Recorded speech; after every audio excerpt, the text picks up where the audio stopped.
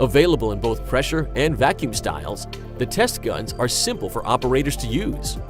Just connect the air supply, insert the seals into both ends of the tube, and pull the trigger.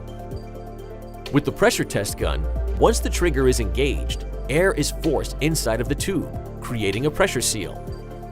With the vacuum test gun, once the trigger is engaged, air is forced out of the tube, creating a vacuum seal. In both cases, if the gauge maintains a consistent reading, then no leak is present. If the gauge is falling, then there is a leak inside of the tube.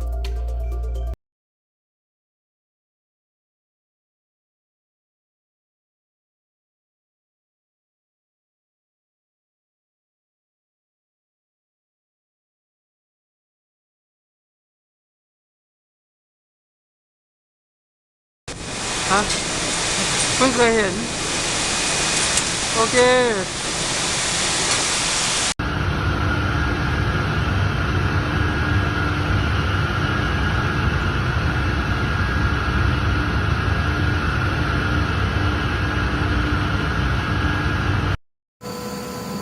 और सब okay खाली यही आ रहा है